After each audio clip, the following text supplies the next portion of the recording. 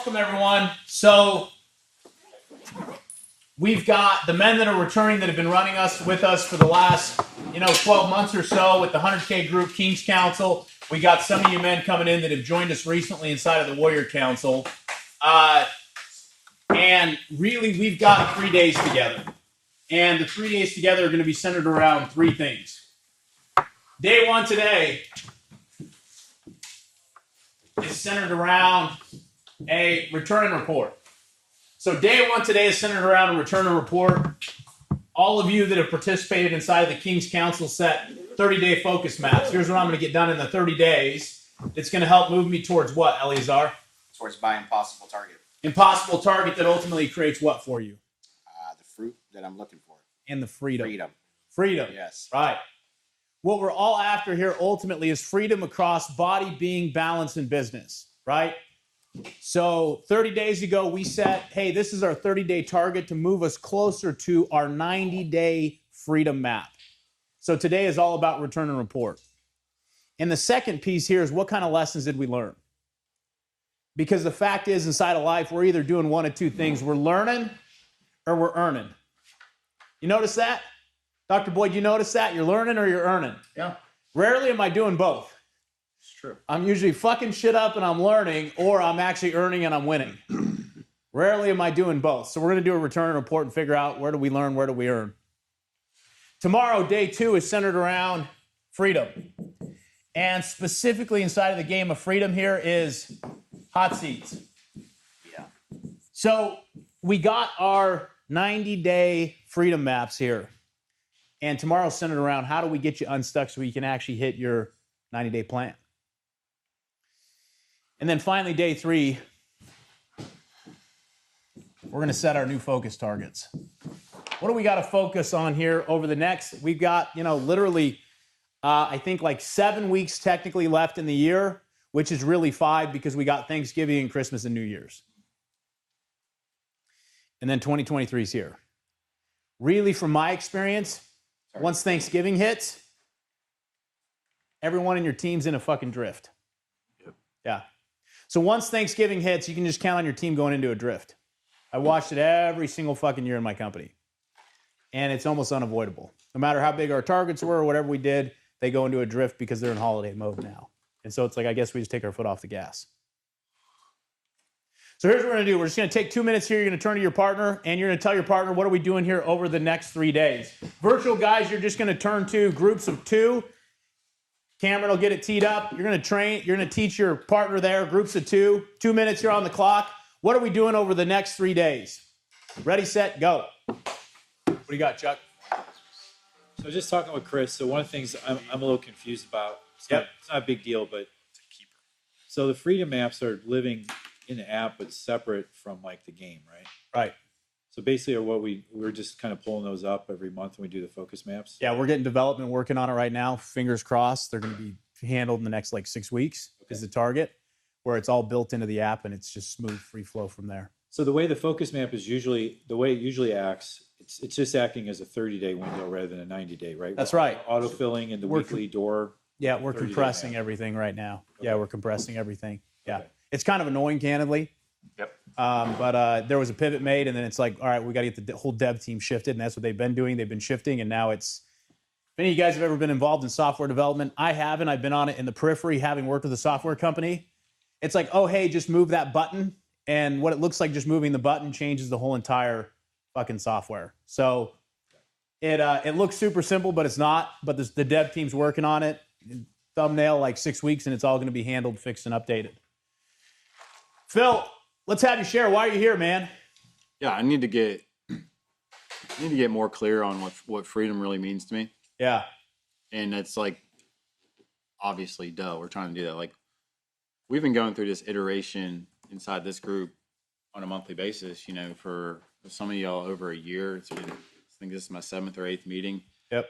And I spent the plane ride yesterday just reflecting on I went through every hot seat stack that I did coming into each one of these councils to see what I was trying to get out of each one. Yeah. And it just kind of made me think, first of all, what are these that actually accomplish and get through? Sure. What Where did did you I actually get get done? freedom? Yep. And I was just like, man, I need to put this whole thing in perspective and go, what am I really here for? Mm. And like literally here in this council for and it was to get a jump start. Yep. Or it was to say, I'm gonna take 1 year and I'm gonna blow this business up. It's gonna be freaking awesome, and then I can go back to normalcy. And like, it's not really how it worked out. Not in a bad way, but when I looked at these monthly cycles, every month I was trying to run a freaking marathon. Mm-hmm. I never finished, Yep. and that's why I need to get clear on what freedom means, because I need to really get good at what I can do in 30 days. That's right. And it's no different than before when it was what I can do in 90 days or what I Just can rapid fire iterations. Yeah, Now. so, I Getting mean- tighter and tighter. do. There's a part of me that was frustrated about that. Now it's like, okay, let's all those reps Yeah. are helpful. Yep. Now time to get really good at it. So what you're saying, Phil, is like I got to get clear on what freedom actually looks like for me. Yeah, because I looked at what I set for freedom for the end of this year, and I'm Yeah. like, that's not really. Maybe that's not freedom for me. No, there's Yeah. a part of me that's going, you're an idiot. Sure. That's not going to happen. Yeah. But you can still achieve freedom in other ways. Yeah. And so that's what I need to figure out. Yeah. Readjusting your freedom maps for what's actually reality. So the craziest thing is inside of business, inside of building our companies and achieving and seeking after growth, is this conversation I used to have with my wife years ago with my last company, which is next year, I'm going to have more time. No, baby, we just got to get through this growth phase. And then I'm going to have more fucking time. Who can relate? Who said this before? shit. Yeah. I know. Yeah. So the crazy thing is in my mind, I genuinely believed like if you would have put a gun to my head, I would have said 100% next year it's going to be different. But guess what I was just chasing? More. I was in the relentless pursuit of more. And I wasn't chasing like some specific freedom target, Phil, as you talked about. What I was chasing was I was just chasing more because I believed if I made more money or I had more employees or I had a bigger team or whatever it was, I'm going to have more freedom. Which is a total lie. Which is a total fucking lie, right? So the craziest thing that showed up is my wife and I have talked about it. We have virtually two sets of kids. We have the older two kids that my wife had before I sold my company, and then we have our younger two kids that my wife had after I sold the company. Because I'm a different man than I was when I had my company. I'm more present, I'm more emotionally available than I was then. And still I got a long ways to go. So really why we're here is number one, to get clear on what does freedom actually look like across body, being, balance, and business. And then number two, what are the moves that we have to make with 30-day iterations? 30-day iterations to actually move towards our freedom. Because if we're not careful, we may end up with what we want inside a business or what we want inside a body, but we've traded off what really matters, which in my world is being in balance at the end of the day. Those are the only things that really fucking matter at the end of the day.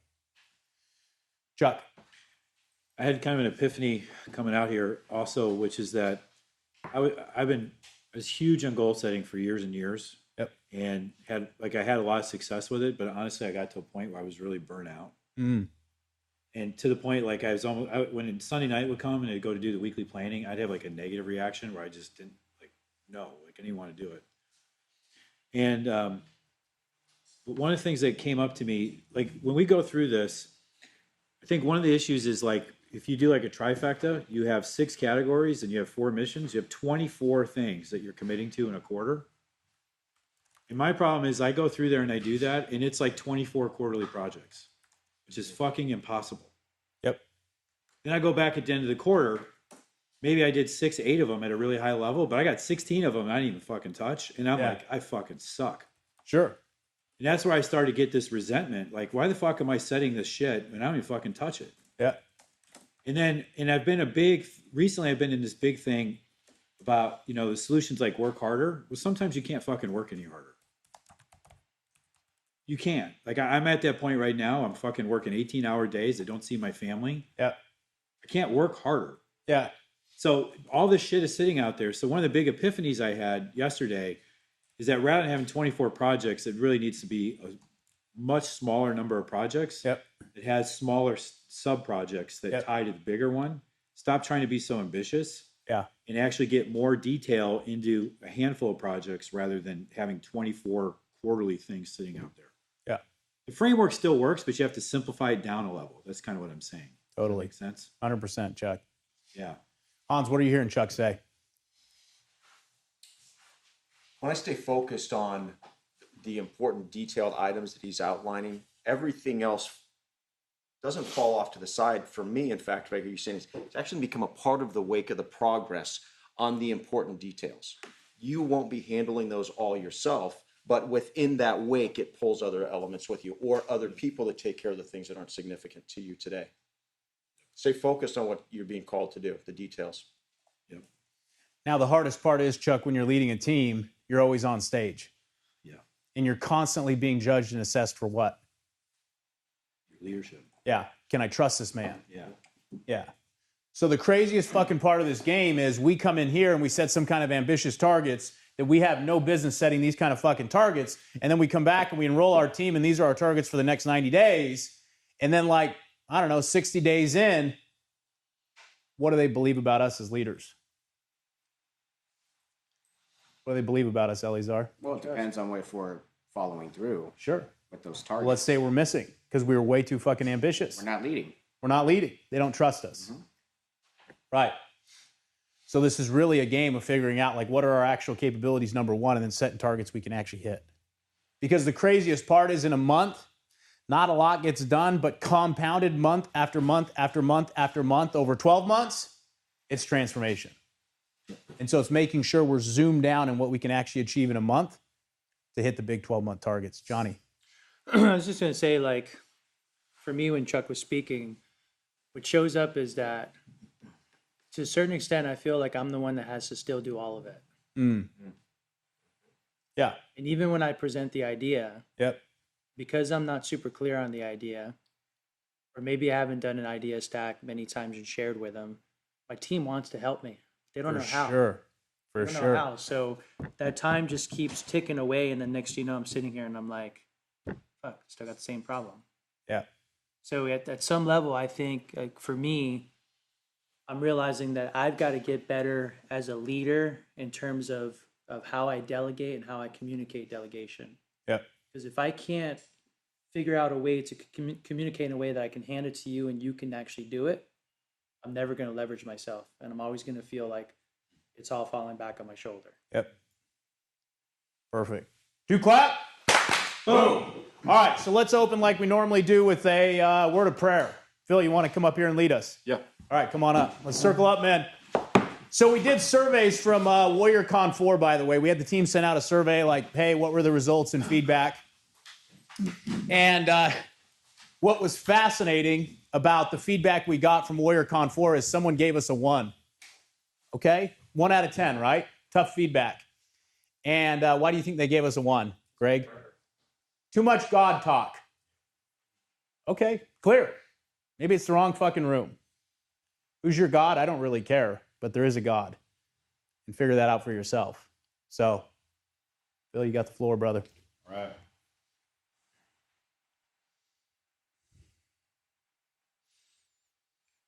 God, we welcome you into this space today, into this room. With the men that are here live, the men that are online, virtually, your presence is everywhere. We invite you into this room. We also invite you into our hearts.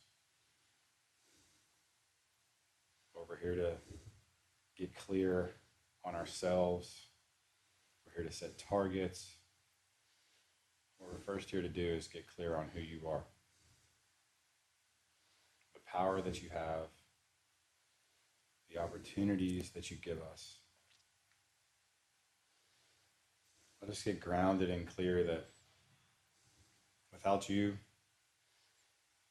we have nothing. Without you, we have no purpose. You are our purpose. You give us everything. You give us our gifts. You give us our talents. You give us our unique abilities. You give us our families. You give us our teams. You give us our relationships. You give us love. Lord, let us just humble ourselves in your presence today and say, we accept you and we thank you. As we go about the next few days, let us not forget that. Let us feel your spirit inside of us and guide us to clarity on what we can do to fulfill our purpose, the purpose that you have called us for.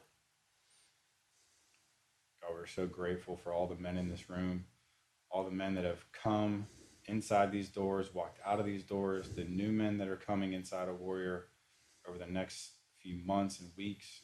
We welcome them all, and we ask you to touch them. We ask the men that have been here to be leaders for those new men, for us to show them the way, for us to hold each other accountable, and for us to be there for each other, to build each other up, to tell the truth to each other, all with love. God, we thank you for this place, and we ask your power to spread amongst us for the next 3 days. In Jesus' name. Amen. Thanks, Phil. Appreciate you, brother.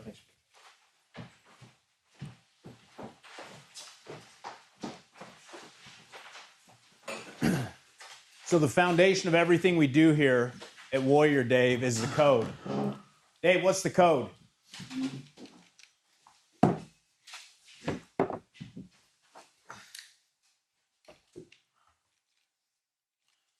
Can we get Dave unmuted?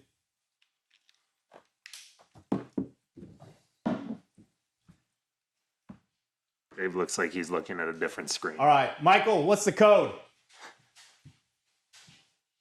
Be real, raw, relevant, ruthlessly committed to results. Right. That's So what we live by. the The biggest one there is telling the truth. tell them the fucking truth, right?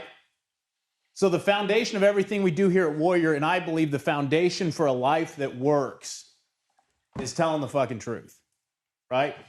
A foundation for a life that works is telling the fucking truth. It's so simple, right? It's like the story of Moses from the Old Testament when the people got bit by the serpent.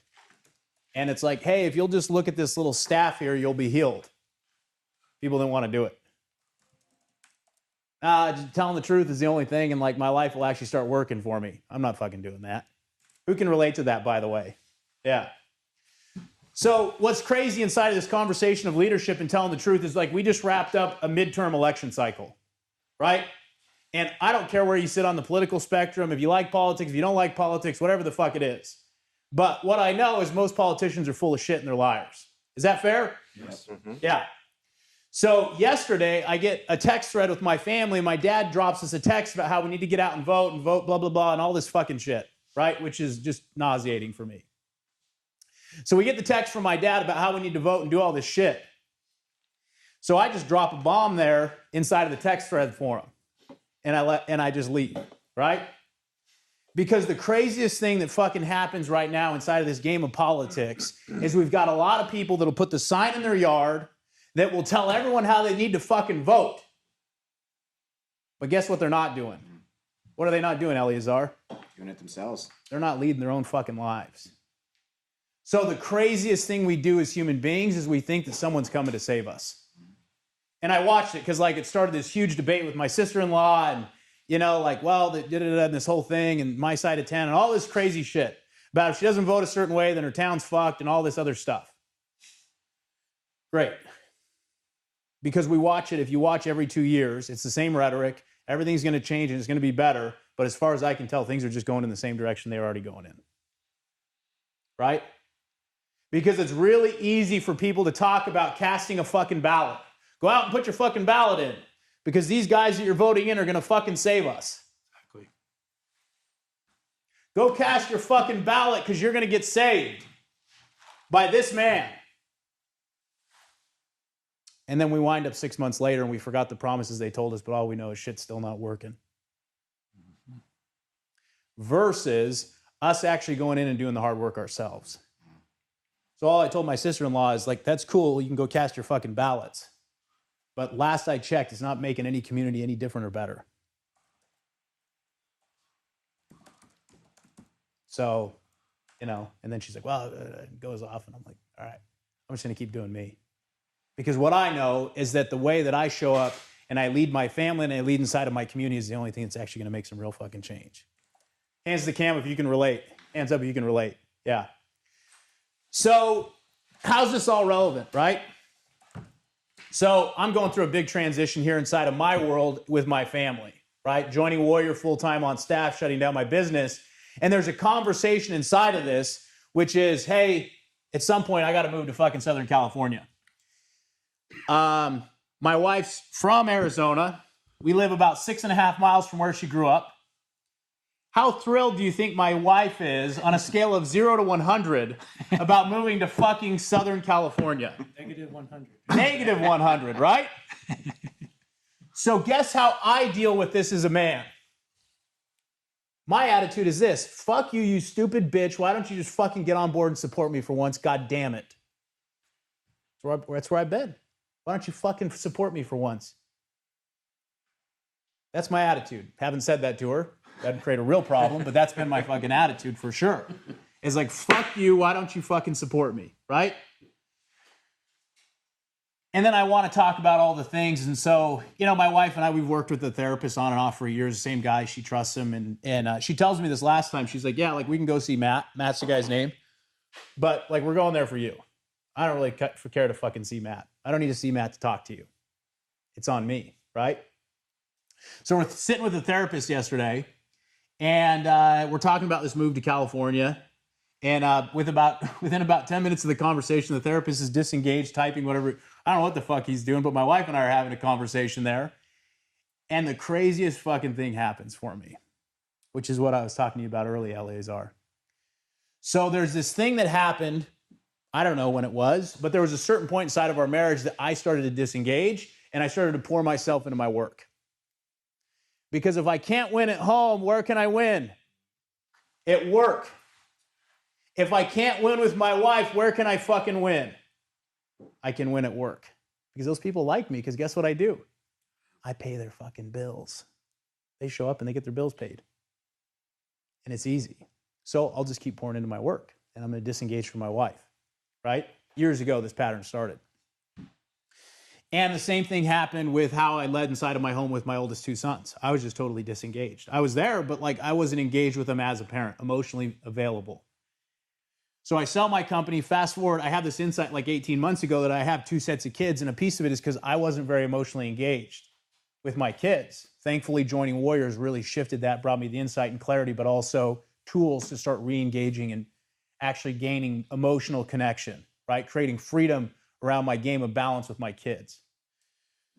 So I'm sitting there in the therapist's office, and my wife and I are kind of going back and forth, and she's like, look, dude, she's like, I'm not going to leave what I know and my security to follow you to fucking California.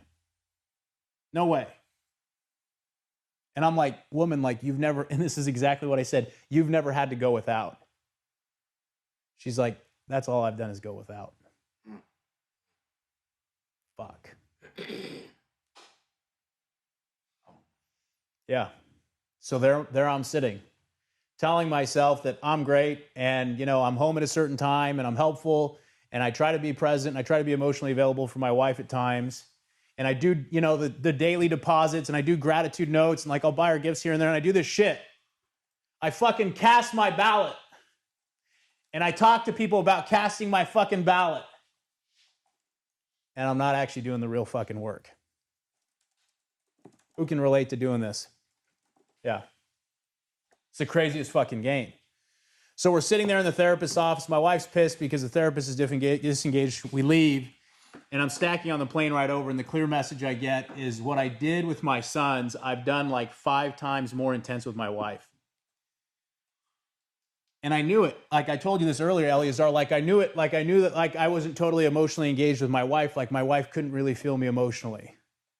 But I didn't actually fucking get it until that moment.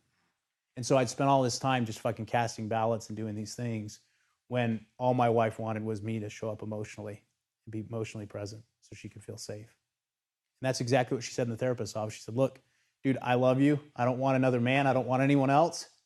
She said, I want you. I want to be with you. She's like, I also just can't feel you. because it's a lot easier for me to stay up here than down here. Yeah.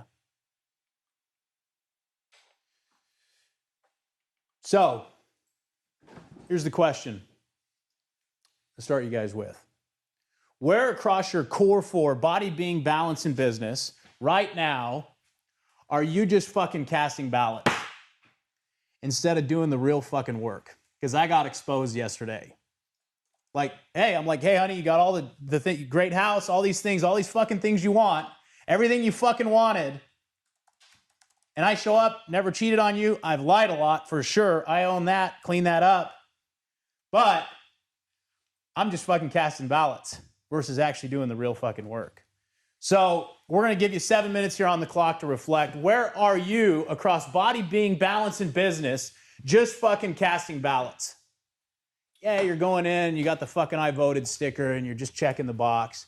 But the fact is, you're not really doing the fucking work. So we're going to give you 7 minutes here on the clock. Cameron, can you turn on the awakening mix? And we're going to let you do some writing and reflection here. Clear? Clear. Clear? Clear. All right, 7 minutes. All right. So let's hear some shares. Where are you at? Where are you just mailing the ballot in across your core four, body, being, balance, and business? Dan, what's showing up for you inside of this conversation? Sorry, the speaker turned off. Dan, yeah. All right. I was telling the gentleman that I actually did this across all 4 domains. Good. So my body, strength train a lot, felt really great, but man, I suck at cardio. I'm just cashing it in. I get on the treadmill, put the earbuds in. I'm not even tracking anything. Yeah. And yet I got a bad report about 4 months ago. And so I'm trying to balance what this means. Right. But cardio, I'm just packing in sleep. I know I need it. Not showing up in my life. I'm just cashing it in. I'm going through the prayer, reawakening things. So my prayer life, just like, hey God, whoever crosses my hope, I can be like, well, that's kind of bullshit, and I'm tired of that. It's like there has to be some intent behind the prayer. Yeah. And then the serving thing, I'm not serving anybody. I'm just not serving the community, and there's all these opportunities. I'm like, yeah, I'm not going to do that. So across balance, I have a special needs kid that lives with his mom about 8 hours away. I'm making zero effort to go down and see him, to fly him up to me. And I'm like, when's this going to change? And this is the heartbreaking part. This is the one that gets me emotional. It's like, he's such a light to my life, yet I'm making zero effort. And it's really bothering me. So I'm not planning getaways with my queen. My queen is a sexual juggernaut. I'm just going along for the ride. I'm not creating any tension. I'm not creating role playing. I'm just like, dragging along her coattails. And a lot of men would love to have that problem, but I have this guilt about she's creating all the fire and tension. I'm creating nothing. Yeah, so she's leading inside of your relationship then. Say again? She's leading inside of your relationship sexually instead of you. Absolutely. 100%. Yeah. Yeah. Who can relate to that, by the way? Letting their woman lead in some area inside of the relationship instead of you actually leading. Yeah, great. Keep going, Dan. And then business, we have a 12-year run going right now.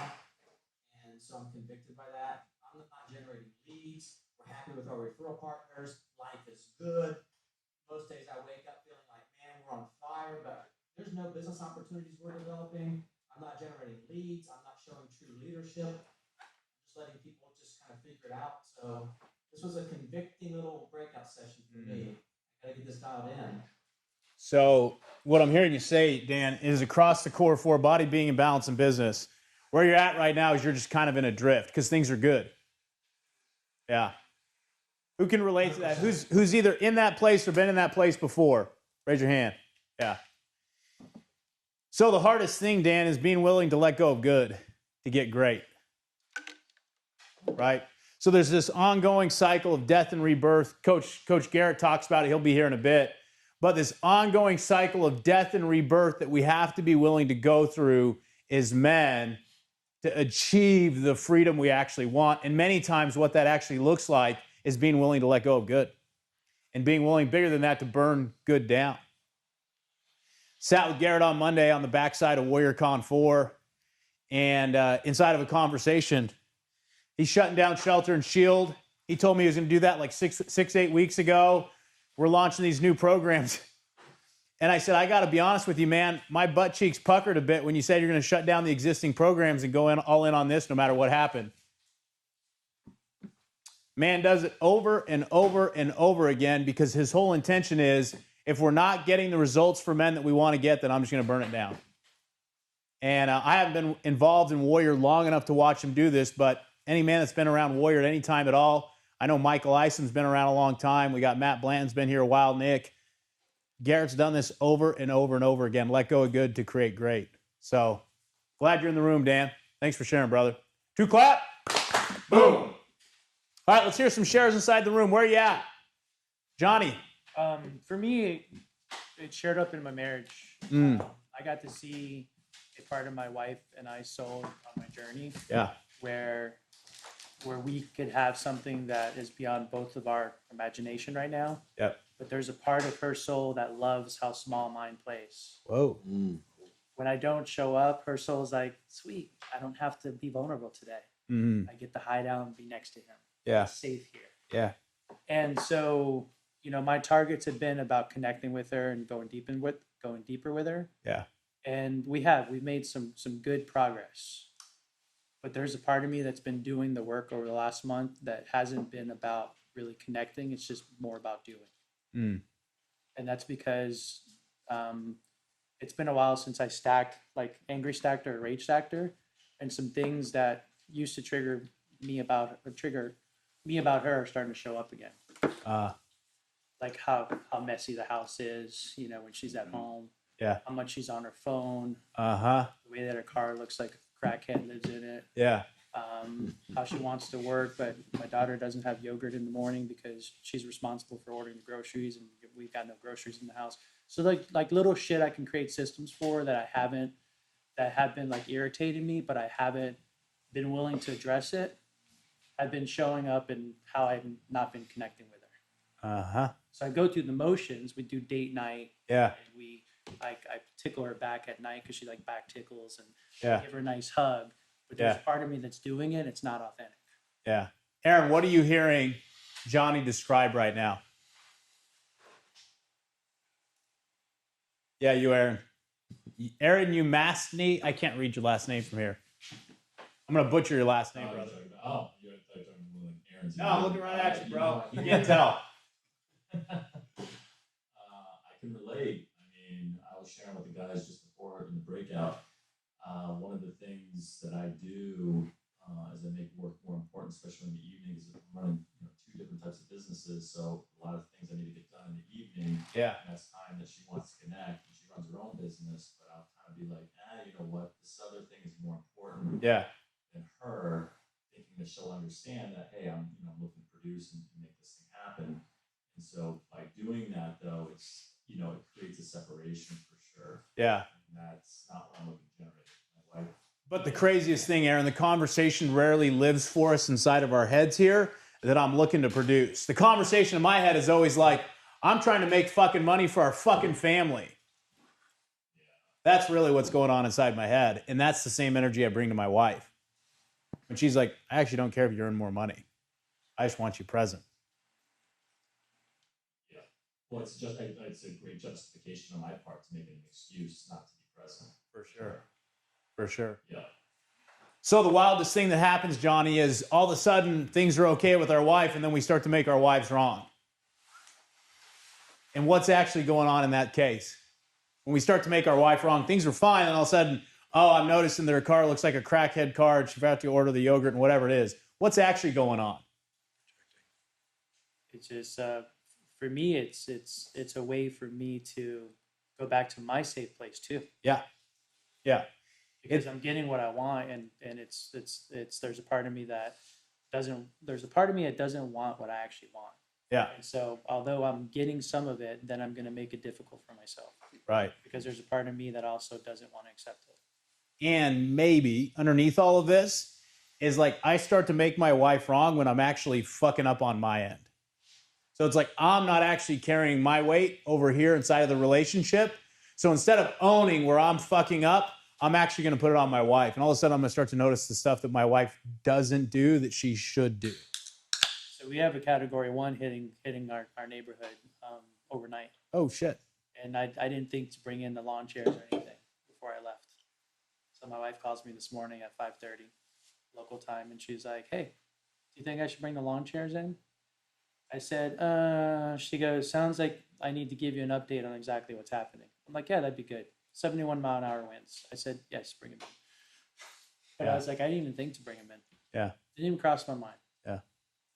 Yeah. So this is the craziest trick that our minds play on us is like, we start to make our partner wrong, our kids wrong, whatever it is, when underneath it, we're actually just avoiding responsibility for something ourselves. So, Matt. That's the same thing for me.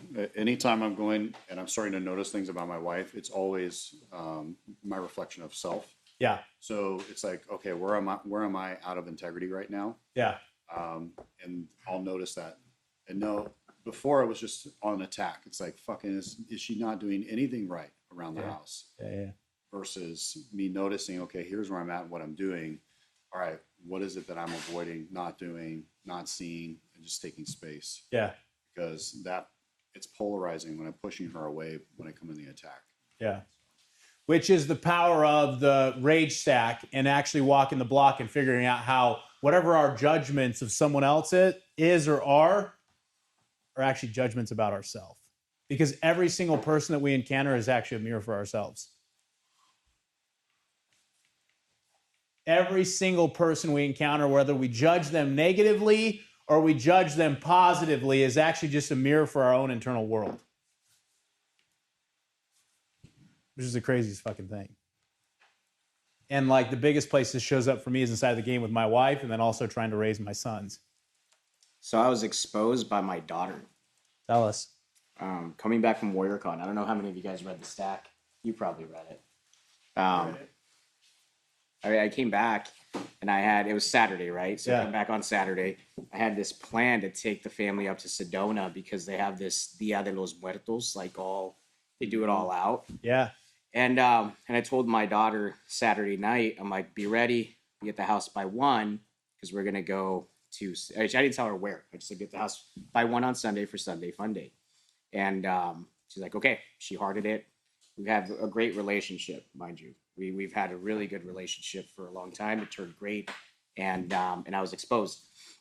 So she gets there at 1 o'clock. And she tells me, I'm like, okay, get ready, pack your bags, or don't pack, but we're going to leave. She's like, well, where are we going? I'm like, Sedona. She's like, Dad, it's like 2.5 hours away. I'm like, yeah. And she's like, I can't. I have other plans tonight. I can't make it. I'm only here for a few hours. And I got frustrated. I got triggered. I'm like, so instead of changing the plans about Sedona, I say, we're going to go ahead and go. Not knowing how it was going to impact her. So in my head, I have this frustration with my daughter. And then I change my mind again. I'm like, nope, let's just go to lunch. Since you can't go, we're just going to go ahead and go to lunch. So we go and we go to this restaurant, and I tell her, let's go for a walk. So we go for a walk. She unfucking loads on me with emotion, with rage, with frustration, sadness about how it made her feel like I just didn't care because I was willing to go to Sedona without her. Right. That was just the tip. Right. What she was really telling me, and she continued to tell me for about 30 minutes in front of this restaurant and yelling at me, is that I haven't been showing up as a recent. Wow. That I haven't made time for her in the last few months, that it's always about the family. It's about us together.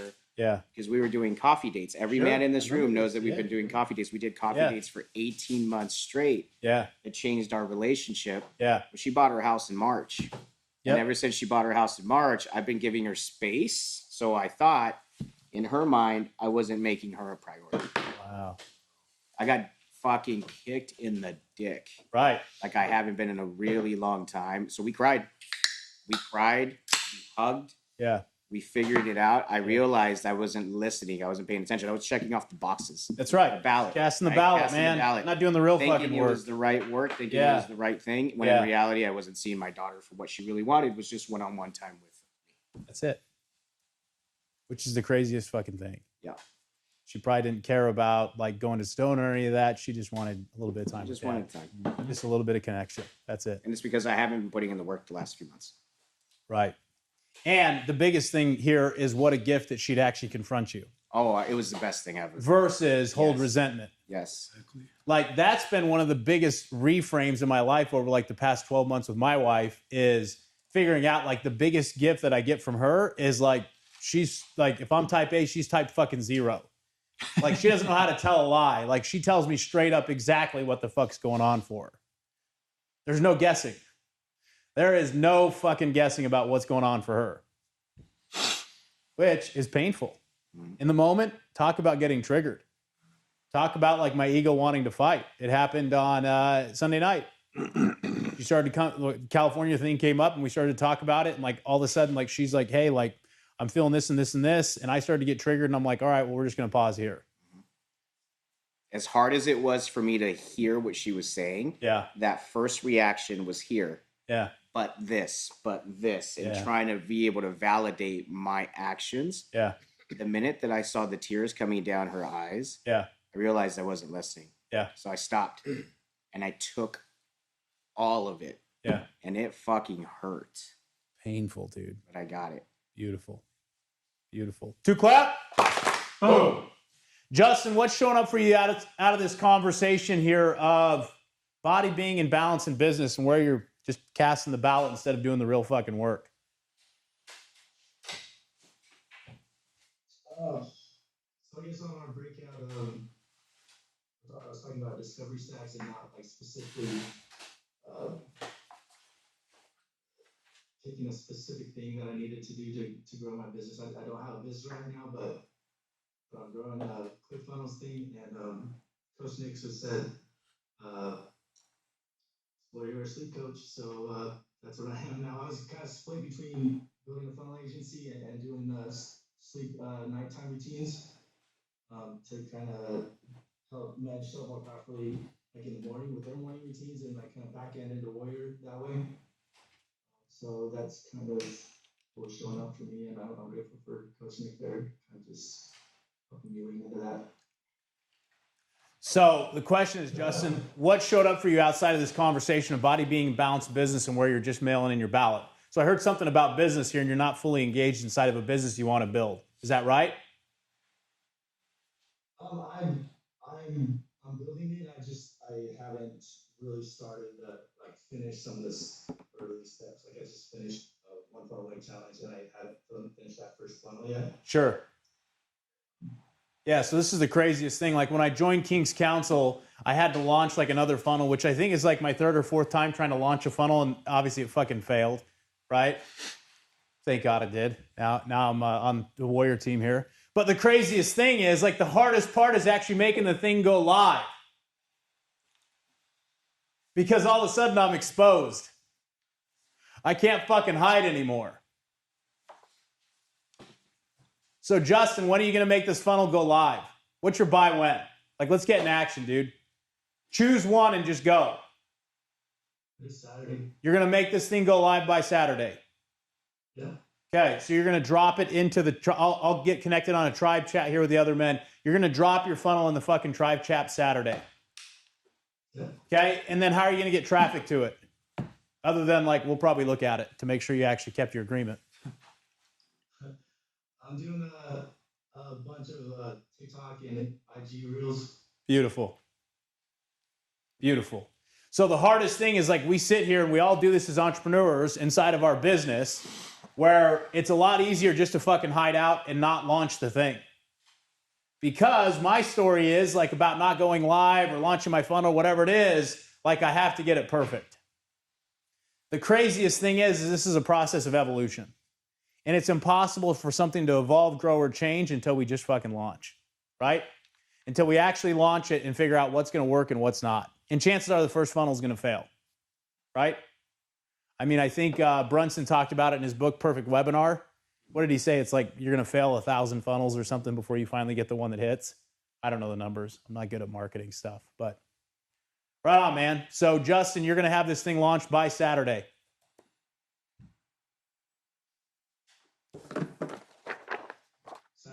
Saturday night. All right, man. 2 clap. Boom. Right on. Well, let's get into some return and report. So, those of you that have been running with us inside of the King's Council, you've had a focus map for the last 30 days. Those of you men that have been running with us inside of Warrior Council, you may or may not have your focus maps. If you don't have a focus map yet for the 30 days, you're going to use this time to tune up your freedom maps that we created inside of WarriorCon 4. So we're going to start here inside of this conversation with body. Everyone here set 30-day targets inside of their body about what they were going to get done, and either they got it done or you didn't, right? So we're going to do a return report. We got a handful of questions for you to answer here across your body to figure out what did we get done versus what we didn't. Coach Nick's going to drop this inside of the chat for the return and report. So we're going to keep the same sequence of questions here as we return and report across body, being, balance, and business. So the first thing is what? What was your declared focus for the last 30 days? Write it down. You can open up inside of a note, inside of the Warrior app. You can open it up, write on it on paper, however you want to do it. What was your declared focus across body for the last 30 days? Part 2. Did you actually accomplish your focus target or not? Yes or no? There's no like, hey, like maybe I got it done or like it's 60% done. No, either you're pregnant or you're not. Either you got it done or you didn't. And then underneath this is if you didn't get it done, why didn't you get it done? Or if you got it done, why'd you get it done? Either way, why do you have the results and fruits you have? Number 2. Number 3, and I think this is the biggest part, this is where we do some learning. What insights, revelations, or discoveries do you have for yourself inside of accomplishing this focus? And then knowing what you know now. Because Phil talked about it, Chuck talked about it. The craziest thing is we come in here and we set these targets, and then life happens, right? Really easy to set fucking targets while you're sitting in the room here, and then you get out there and life happens. You got a family, you got a business, you got yourself, you got to go vote, you know, like whatever. Shit happens. So the next conversation here is knowing what you know now, what could you have done to make your ability to execute on your targets more effective? Last piece here is what is the singular lesson you're taking for yourself from this past month's focus? And the very last thing here is looking at the domain of body. Are you a free man today or not inside the domain of body? So those men that are new, this conversation of freedom is looking across the core 4, body, being, balance, and business. And we've got an impossible target, but at the end of the day, what we're all after here is freedom. What we're all after here is freedom, right? So I spent time in my early 20s doing bodybuilding and steroids and all that other shit, right? Cardio was probably a 0, right? But I looked really good. And I wasn't free inside of my body. And then fast forward, I turned into a really fucking fat man. Like 2012, I was about, 340 pounds, about 100 pounds heavier than I am now. Definitely not a free man. And then the next evolution was getting into triathlons and cycling, where I'm working out like 15 or 20 hours a week. Still not a free man inside of my body.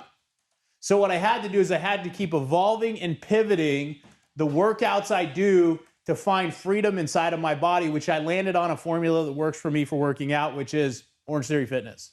It's easy. I show up, I do what they tell me, and I get a great workout, and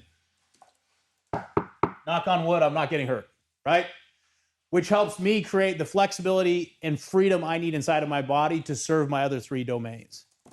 So that's the last question we're answering here. When you take a look at your body right now, are you a free man or not? And if you're not, why are you not a free man? If you are a free man, why are you a free man? So we're going to give you 8 minutes here to work independently and reflect across the domain of body. You're going to work here independently, and then we're going to come together and do some shares with the group. So what you're going to do is you're going to turn to your partner real quick. Men, we're going to break you out in just quick groups of 4 or 5, and you're going to teach your partner here, what are you going to do right now with your body domain? So Cameron, if you can break them out into groups virtually, in person, you'll just turn to your partner. Yep, we got pairs. What are we doing right now? You're going to teach your partner what we're doing. Are we clear? Clear. All right, let's go. We're gonna review it. All right, so Greg brought up a great question and really an inquiry here. Greg, bring it up. So this conversation here of being a free man inside of your body. Are you a free man? And I'm basing it off of where I am today. The definition is always going to be no, because I've got another goal about where I want to be. So how am I establishing this baseline to be able to objectively say, okay, am I a free man right now? Knowing that the goal is always going to be moving. And how am I going to set a baseline to keep the perspective about, well, compared to where I was 6 months ago, yes, even though it's still an evolving target. So for me, it's more of, am I in a position today to be able to do the things that I want to do without hesitation? Nothing will hold me back. Am I free to be able to do whatever it is that I want to do without hesitation, nothing holding me back? Am I happy with those results? And then that would be free. That would be freedom for me. Knowing that there's another level of freedom that I'm going to be looking to achieve.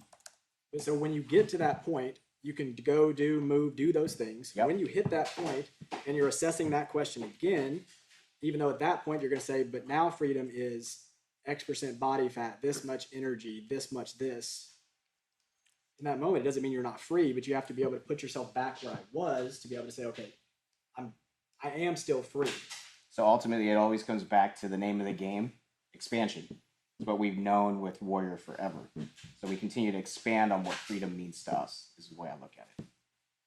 Another piece to that I would say is when you were at Claravita the second time, did you feel free? 100% more so than the first time. Okay. So ideally, that space that you were in, this is the space that you're here, you're closing that gap. Completely free here, really free here in this world. How do you start to slowly bridge that gap, moving towards that? Well, that's this journey. The journey is living here to almost be matched up with this place here. And I think that's the journey, that we're free as long as we feel completely energized, and to Elazar's point of being in that place that I feel abundant in energy to execute on all the things that I want to do. And I'm also in a place where I'm seeking this level of spirituality. These are different levels of freedom. One is in health and body, one is in spirituality, but they coincide. So that's the way I see it as well, is this is the ultimate. I'm free along the way. I'm just getting ascension in freedom. Not only that, you have to be careful because you can actually press on. As you press on, you can actually press into not being free. That's right. You want to be 6-8% body fat. You want to run a certain speed, lift a certain amount of weights. You can do that, and you're going to have to sacrifice something to get there. That's right. Yeah. So the craziest thing here is this. Whatever one man's freedom looks like inside of their body may be imprisonment for you. Exactly. That's why the question is, what does free man look like for you inside of your body, not Matt or Eleazar or anyone else? Hans. Just going to add, one of the things that I look at with this is when I set my targets over the period of time, looking where I was at, I kind of look at it through a happy stack lens. If I hit my targets, I'm at a point of freedom to then choose if I want to continue on that. So if I'm trapped by dropping to, 10% body fat, but I get to 12 and I go, all of a sudden, I'm not at 10, but I feel an incredible amount of freedom here. I hit my targets.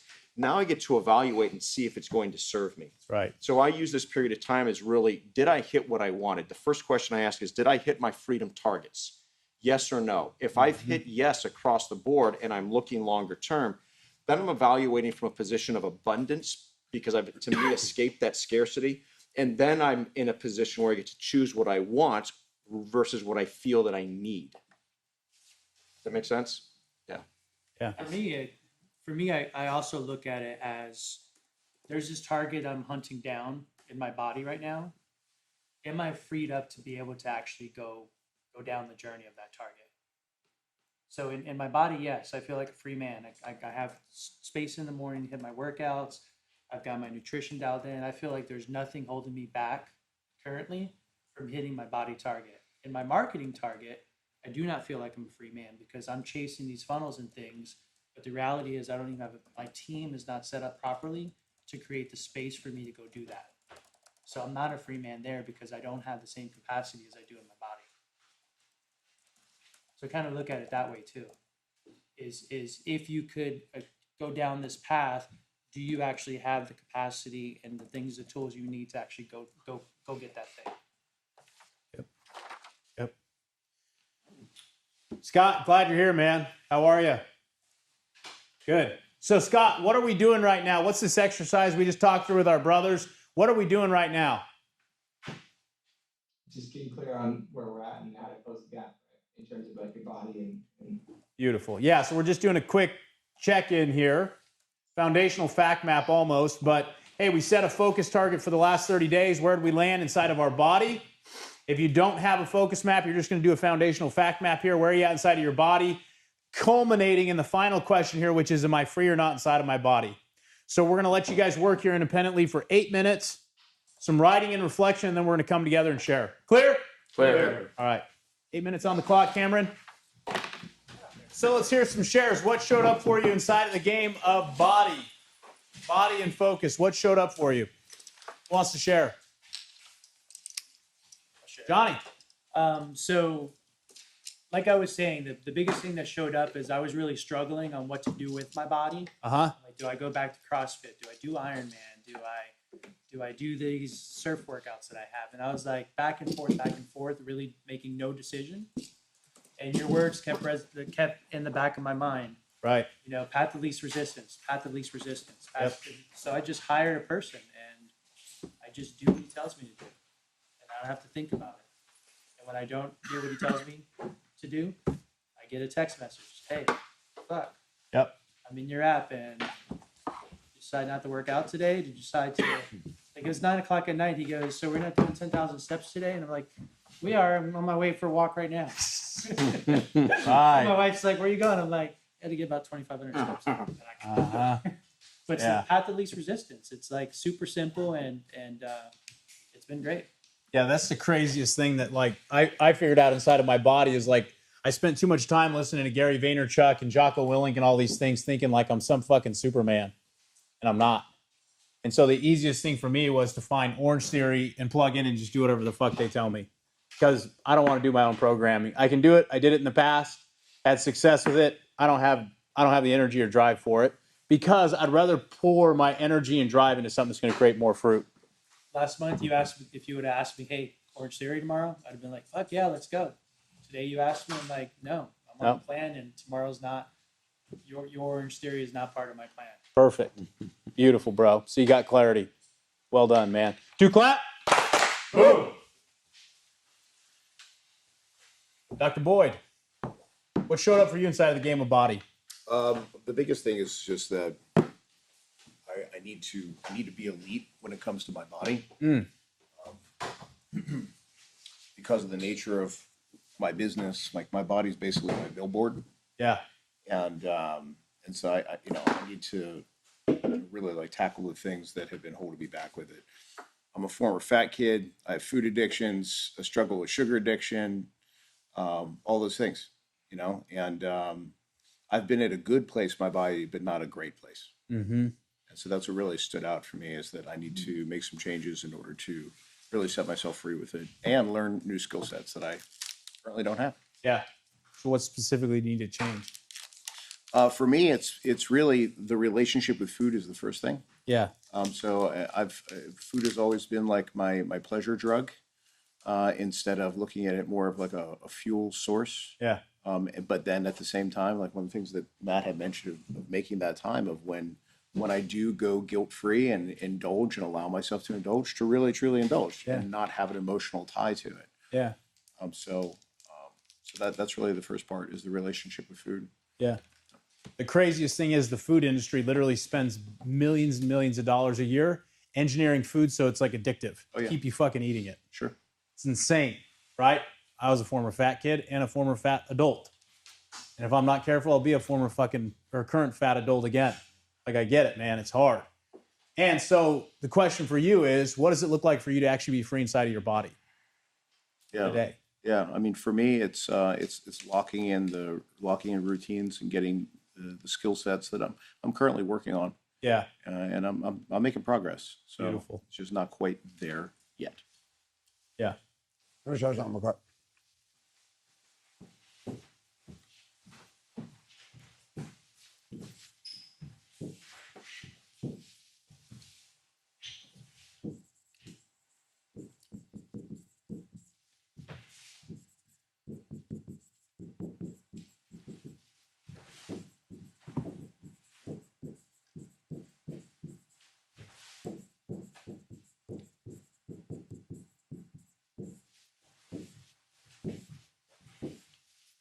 So I had this weird thought.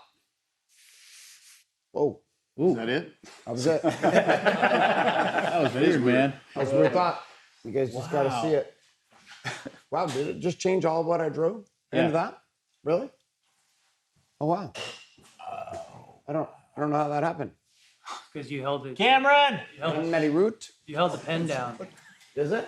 Yeah, you held the pen down, so it tried to like formulate that word and put it in and type it. Translation right There there. it is. Many root. In a minute. So the point of my lesson today is lend many root. So in case you're wondering the power behind my physique, it's now called lend many root. That's the weirdest shit ever. Okay, so let's try this again. Morning, midday, afternoon, evening. So I had this thought, I was like, a few years ago, I was like, what if I just like was just a machine? Like, what if I just was a machine with my body? I don't get excited to go eat. I'm excited to go to dinner. I don't like socializing when I eat. That's just not my thing. Let's sit at the house. Let's go for a walk. Let's go for a surf. Sit, eat, talk. Shit doesn't make sense to me. My brain's like, this is fucking stupid. Why are we grazing and talking? Let's just fucking eat and then let's go talk some more. So my brain's never like been plugged into food, but I wanted to change a lot of the habits I had. So I started looking at this. I said, well, I like to do the same shit over and over again. There's something, at least for me with food, there was a pattern and routine to it. I eat the same thing every single morning. Rhett, what do we eat? Rice and eggs. That's it. That's what I eat. Sometimes I get fucking crazy, Alzar. Put salsa on it. Don't spice it. How many days a week I eat that? 7 every day. 7 days a fucking week. Just what I eat. There's no thinking. I wake up, that's what I eat. I'm not a nutritionist, but I'm gonna give you a principle around this. Okay? Just give me a principle, which is I started in the morning and I said, how can I build healthy addictions? What about midday? Don't care. All I'm gonna worry about this quarter is building healthy addictions in the morning. What about the afternoon? Don't care. What about 19? Whatever. So it took a couple of years. Now my entire day is a script. It's a script from time I wake up, time I go to bed. I eat the same shit all the time. Don't think, extract small things. It's like a bodybuilder. Like my wife in her fitness competition is crazy because they'll pull one thing out of her, or she has her next bikini competition in like 4 weeks. They'll just start pulling one thing from her diet and her body will go, like just drop water, like it's craziness just to watch how it happen because it's just a pattern. So I played that same thing with us because I kept watching people. And again, I was never a fat kid, so I didn't understand what that was like. I didn't know what it was like to have a lot of extra weight and have to lose a lot of weight. What I wanted was just routines and patterns, and I wanted to be lean all the time. Just didn't really know how to do it. So my final piece was this last year, which was dealing with my evening and beer. Those were my two things. Deal with beer, deal with my evening routine. Evening came easy. I eat fish, chicken, rice, asparagus, broccoli every night. Unless Brett's at my house and we eat Chick-fil-A because it's a cleaning day and my wife ordered Chick-fil-A for everyone. So with the Chick-fil-A, fuck it, it's Chick-fil-A night. So it's the same shit all the time. My body just got used to doing the same shit all the time. But the piece was I didn't try to change all of it in a quarter. Yep. I said, I'm gonna stack addictions. I'm gonna change my morning, and then I'm gonna change my midday, and I'm gonna change my afternoon, and I'm gonna change my evening. Like I'll have nutrition people that are like really, really smart. They're smarter than me. They'll say, oh, you shouldn't eat those Crunch bars. They're not good for you. I was like, I don't care. Why? Because they satiate my desire to crunch on something There are some calories that seem to work well with my body. They are what it is. Yeah, but you should do this and this. When your body's better than mine, you can tell me what to do. Until then, go fuck yourself. What I'm going to do is I'm just going to do my routine for me. So according to everybody, it's trying to figure out what that rhythm is for you. But when you look at taking on the game from a master my morning to master my morning and my midday. What about the afternoon? Don't give a shit. What about evening? Don't care. This took me about 2 years. And now it's just normal. I didn't think about it. I didn't think about it. Brain just triggered. So it's not even temptation. Like, if someone comes in, puts cookies on, I don't care. I'm like, it's not part of my addiction. I don't do that. Why? Because it's not even there. But I was overwhelmed with the proposition of trying to change all of this at once. So it became a 2-year plan. It was just 2 years. Now it's just like normal. Extracted alcohol, added testosterone, right? My up to like 850 from where I was at like 300. Dr. Boyle, I think is where I'm at now. I asked him, I was like, should we go, like, I heard people go to 1,500. He's like, well, how do you feel? I said, I feel great. He said, well, then you're probably good. And I was like, yeah, but what would 1,500 feel like? He's Or like, wife. probably fucking, Yeah, exactly. or wife. I mean, the hard-on game's completely changed. It's great. It's wonderful. Waking up with hard-ons, fucking great. I'm like, what the fuck is this? Forgot how this shit works out. But this piece right here, just put this in, like, just look at this as psychology with everything. So many times it's I had to worry when you guys are picking targets. It's like, oh, how do I change all this like this year? Well, what if it was like 2 years? What if it was just like 2 years? And like, but you owned it forever. It wasn't just I did it for a quarter and then it's like own it forever. That's why when you're talking about 8%, 8% is hard, dude. Yeah. I mean, I'm like 12, 13%. I'm fucking lean. Hold 8%, ooh, it's fierce, dude. It's fiercely difficult. You are like weighing and measuring shit and your life becomes unworkable and unmanageable. It's fucking craziness. Yeah, I hit it once for like a week. God, it's like tough, right? And I mean, Matt knows. Matt's like a pro in that area, so but the breaking this down, marketing, same thing. I want to master marketing. Cool. Well, guess what I'm gonna figure out first? I'm gonna figure out how to write copy. I'm just gonna write copy. I'm gonna work on copy this year. What am I gonna do next year? I'm gonna work on videos next year. What am I working on after that? I'm gonna work on funnels. I'm going back in the trench to build my own funnels again. Starting the beginning of the year. For one simple reason, because I want to go back into the mastery of these games. I want to understand ClickFunnels 2.0. I want to understand the weapon again. So, but that's overwhelming if I think about doing the whole thing, so I back out. I've been doing software for 8 years. Software in the last 2 years has like really changed the way I think about things because it's forced me to slow down. I don't like it. But it does the same thing to me. Sprints are, what are we gonna do in the morning? And what are we gonna do midday? And then we're gonna, but I'm not trying to figure these out until I've proven I can do this. Well, I'm gonna do an Ironman. How about we figure out if you can get out and work out every day? If you can't walk every day, there's no fucking way you're doing an Ironman. Besides, doing an Ironman would be great, but an Ironman isn't the point. The point is for you to get moving and then to keep moving. Keep moving. What does keep moving look like? You getting this? Yeah. What are you hearing from this? That if I really want to make like long term, like really hit like long term targets and do it in perpetuity, I need to slow the fuck down and just take care of one piece of the puzzle at a time. Meditations are one of those. People are like, how do you do what you do in training? Because of meditation. I can shut the whole world out, except for you right here. And I can do it instantaneously. I can jump from person to person to person. And I've trained my brain how to focus centrally on you. A lot of that came from tens of thousands of hours of staring into a fucking camera.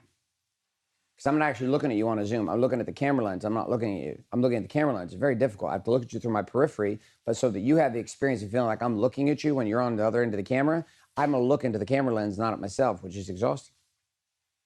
But I've had to train myself how to. But these are all things where I just got really clear of, okay, I need to do this, and then if I can get that figured out, then I can do this on top. Habits, habits, habits, habits, habits, habits, habits, habits, habits, habits, habits, habits, habits, habits, habits, which ultimately become addictions. And how do I turn them into addiction? Marketing became something I was very obsessed with. I mean, I was sitting in a conversation with Jay Abraham yesterday. It was like super interesting to be on a talk with Jay Abraham. Anybody know who he is? Raise your hand. This is like right there in that Dan Kennedy game, right? He's calling me on personal cell phone, and he's like trying to like tell me why he's awesome and I should hang out with him. And I'm like, already know you're awesome, bro. I was like, and you're 73, and it's kind of like super exciting as a 46-year-old marketer to be like having this guy who was like the guy back when I first started is like on my cell phone talking to me and saying he wants to come over on Thanksgiving and say, what's up? I'm like, okay, it's cool. I don't know if we're going to do anything, but I'd love to pay you just to sit and talk. Just sit and say some shit. And I'll scoop out of it what I need to scoop out of it. But to get to that place, had me back up and realize that there were a lot of skill sets I didn't have to put me in a place of being a marketer. When you guys watch what I did at Warrior Con 4, that's like watching John surf. What you saw me do is fucking elite as fuck. There's almost no one that you guys personally know that could hold the frame the way I held it for 4 straight fucking days, sell the way I sold, train the way I sold, and put that many different energies on stage while running a hybrid event at the same time. No one. You couldn't line one motherfucker up to do that. Tony can't do that shit. Nobody can do that shit. That's me. But that came from a series of skills, and it was fun for me to be able to put them all together in one place and see how it all worked out. And I was like, well, what the fuck? I'm the Khabib of training. Everybody thought I disappeared, came back, I'm fucking taking everybody's belts. But it took the experience of coming back and saying, oh shit, how to start with the morning. If I can't master the morning, I guess I can't handle midday. So like in your case, I was just like, I'm just gonna make sure I eat the same shit every morning. Instead of trying to do macros all goddamn day and follow my trainer, I'm just gonna do like that piece. Then I'm gonna figure out the next piece. Because the vision for this then becomes what? Johnny, what are we trying to win? Impossible game. Impossible game forever. Win it for life. For life. Which means I don't win and then go backwards. Yep. I win and maintain what I won. I gain ground and I expand the walls of the kingdom, and now the kingdom is bigger. Now I have the illusion of expansion only to contract again. How many ran into some guys at Warrior Con 4 that had contracted from last time you saw them? It was kind of wild, right? It was kind of interesting to be around them. I was like, wow. It appears that you stopped doing a bunch of something. I don't know what exactly it was, but it's very clear just in your energy when you walk in a room. It's very different. And the crazier part is to see they don't even see it. They don't even see that it's happening. You're just like, oh man, you don't even know it's happening, do you? A part of that's them contracting and also you guys what? Expanding. So it's like both. It's like this double thing of you contracted and you expanded and they contracted. Same thing has to compare with yourself though. Like we should walk around and see Hans now and like look at Hans a year from now and like the Hans now should be quite embarrassed compared to the the Hans he becomes a year from now. Physically in your bodies, like what do you want that to be? Like truly. What is it? Like I like having sex with my wife and the lights are shining from the side fucking panels and my 6-pack's popping and I got ass right there and she's looking back over and telling me I look fucking hot. I'm like, dude, this shit's worth it. Let's go. Fuck the beer. Not here now. I'm good. Getting this? Yeah. So small shit, but win for life. Win for life. And get in a conversation with Jay Abraham coming to my house for Thanksgiving because I just was really fucking good at getting a 2 Comma Club award once. Marketing became something I did when? Every day. Every day. It's who I became. Nutrition and fitness, I'm not telling anybody to know how to fucking tell them what to do here. I say principally wise, though, it's the same thing. Because I watch a ton of people just go up and down and up and down and up and down. And at some level, all of the competition game in fitness for Warrior will come to an end. Meaning you'll just stop caring about trying to be a ping pong champion. Or I'm going to be a pickleball champion. Cool, do it. Like, great. But at some point, like the actual game becomes for your body what? Longevity and usability. The older you're going to get, the less you're going to give a fuck about your body being anything but absolutely efficient at helping you live life. And connecting. And connect, which is part of that efficiency. Yep. Which is why for me, walking around 188 pounds right now, 190 pounds, I feel fucking great. My wife's like, you should live a little bit more. No, I shouldn't. Not going to do it. There is a connection between that body fat percentage and longevity and I'm sure there's a lot of science for that. I don't know any of it. But I just know, like, for me, it was a piece of breaking down and figuring out the micro games that need to be played. That's why when I asked her, I say, did you hit your target for the month? Yeah, okay, cool. Then what do you need? Well, you're irritated about some other things. Well, cool. Then just let's work on those. And let's not worry on trying to like get rid of quote cheat. That was a big move that Matt gave you. Yeah. Just reframing the fucking narrative. I'm not cheating. That's why like people look at my wife and they're like, oh, in your fitness, you can't drink alcohol. It's like, well, my wife has proven you can drink tequila straight up to a competition and the day of. Period. And they're like, how'd you pull that off? Because she also knows her body, but also she has a rhythm with her body and she understands how her body works for her. Are you down? How much? 20. It's more than a little bit. It's more than you've been down since we've seen you. Well, I ballooned up before last event, but I lost that and then a little bit. Oh. Yep. Okay. Well, speech over. It's the same thing, Phil, when you're at right now. It's like, okay, cool. Hip's not working right. Get that piece fixed. Get that working. Lower back's not working. Get that piece working. Get that piece working. Dude, gentlemen, we're all moving into a stage where sexy is defined very quickly by the fact that you can still move quickly. Dude, he's fucking hot as hell. What's wrong with you? Hey, you see how fast he's fucking walking, bro? Man, the shit I do that, man. Fucking moving. Those hips are moving fast.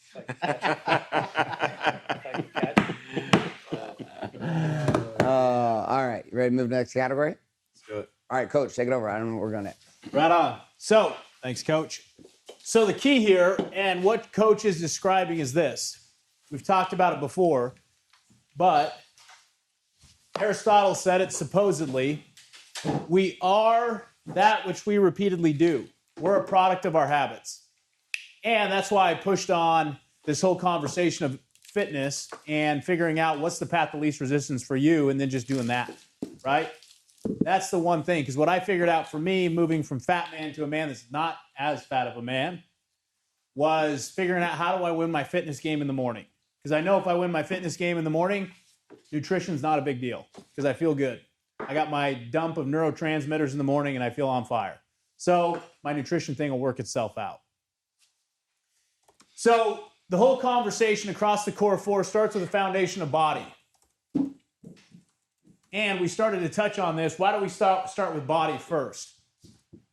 Why do we start with body? Power, energy. Right. Our body is our quickest access to power and certainty.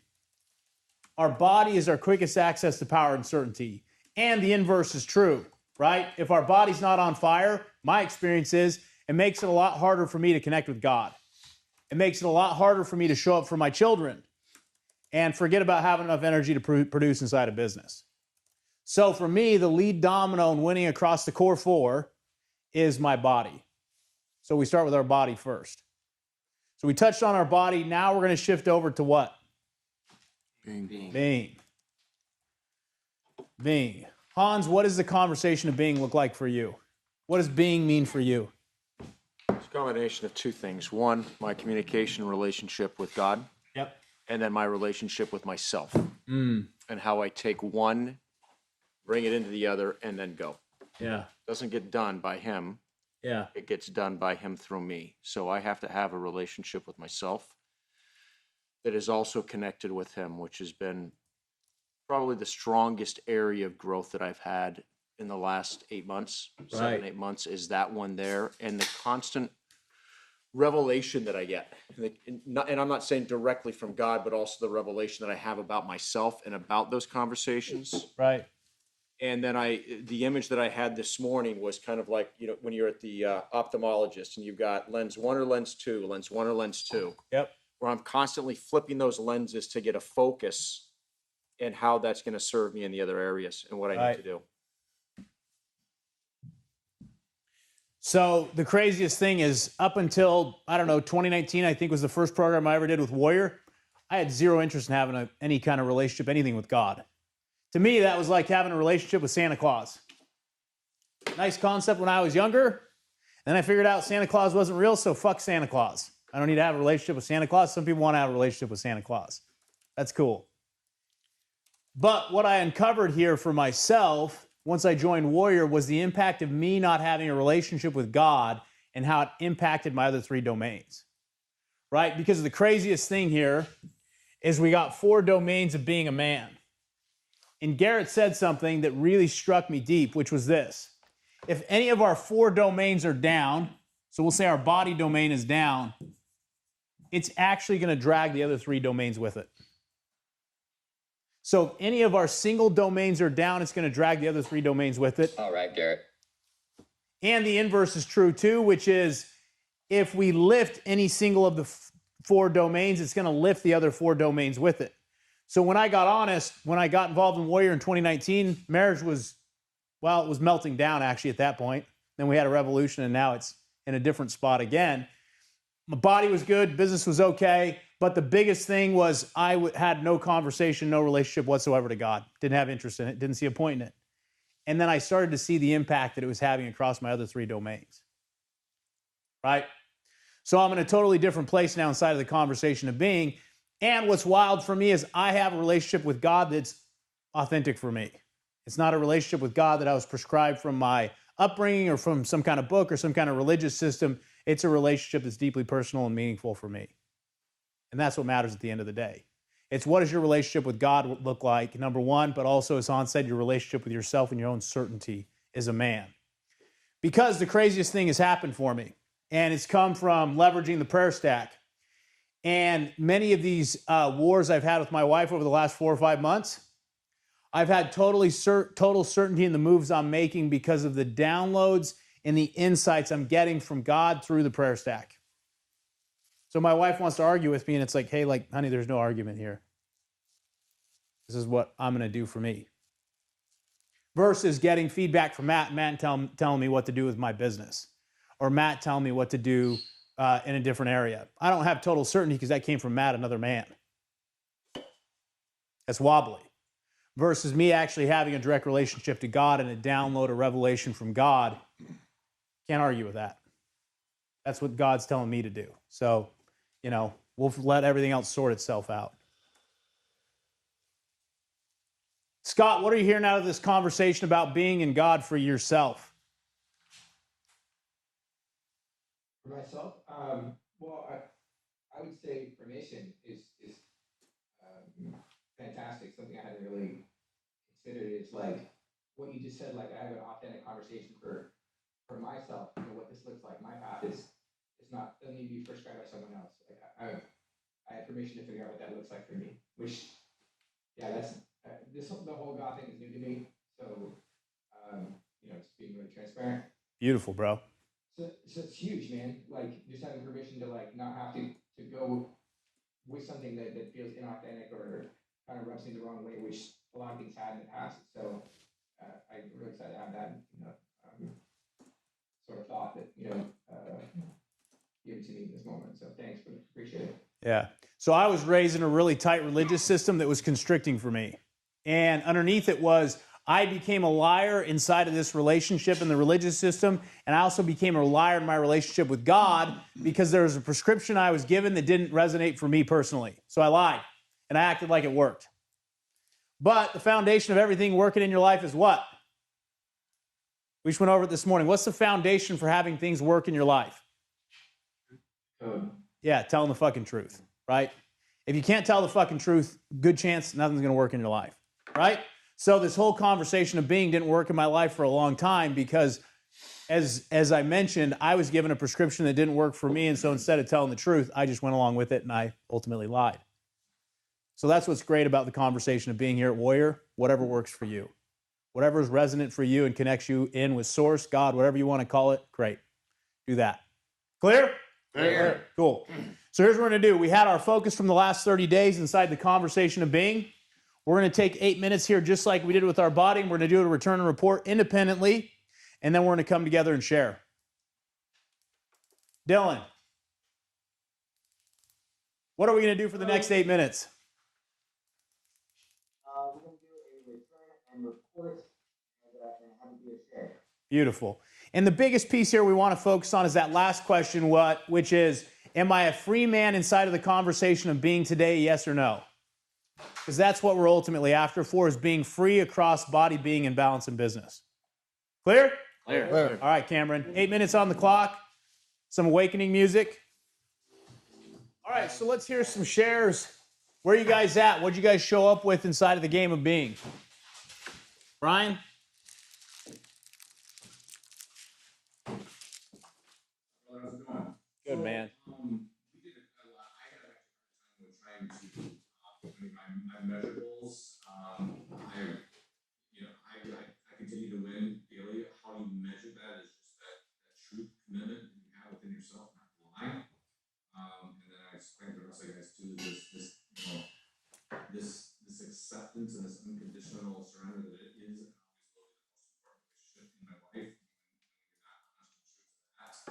the rest of it really doesn't matter, right? So it's just, I mean, because if you can't get that part, then really, on your way is really kind of secondary at that point, isn't it?